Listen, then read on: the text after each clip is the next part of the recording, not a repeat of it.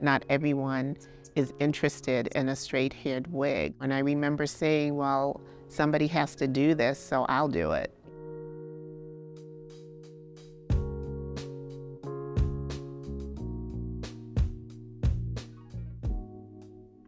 I was diagnosed with breast cancer in 2015, and as part of that journey, I learned through my oncologist that I would lose all of my hair due to chemotherapy. It was really devastating for me. And he gave me a prescription and said, you can take this to any cancer center, boutique, and get a wig. So took that prescription, went to the hospital where I was being treated, and they were only selling straight-haired wigs.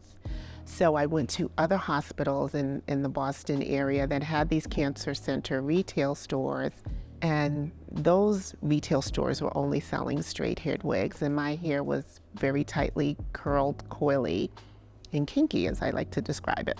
So I called various hospitals along with my sister and co-founder Pamela.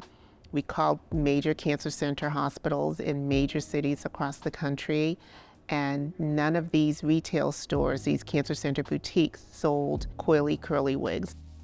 So I just felt like my experience was just subpar, and I just didn't want other people to experience that, and that's how the business was really born. I enlisted my sister Pamela and said, I want to start a business selling these coily, curly wigs in cancer center spaces and medical hair loss spaces. And she was on board before I could even finish my sentence. The role of hair in the Black community is one where we look at hair as our crown and glory. And we take pride, a lot of pride in what our hair can do, the statement that it makes. So it's complicated, it's beautiful, it's just incredible. There's so many dynamics to what it means to me and then the community at large.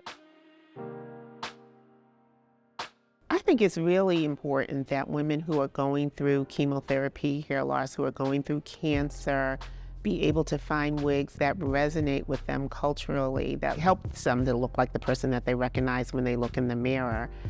Our hair is tied to our dignity, our sense of self, our feeling of beauty or comfort.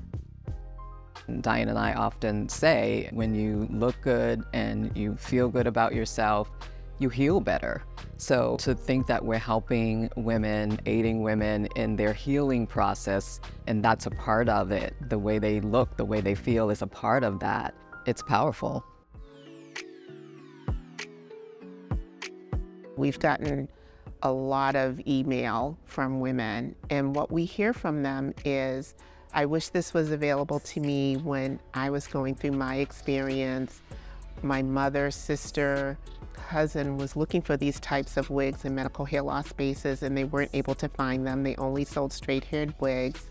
We have women telling us that, finally, we don't feel invisible anymore. I don't feel invisible. I'm glad somebody is recognizing that there's a need for these types of wigs in medical hair loss spaces. We're making sure that we're bringing inclusion and diversity into these cancer center spaces, into these medical hair loss spaces where they did not exist before. And women are just really excited that we are breaking that barrier. We had no idea. We were just two women who wanted to disrupt the paradigm of lack of access in these medical hair loss spaces.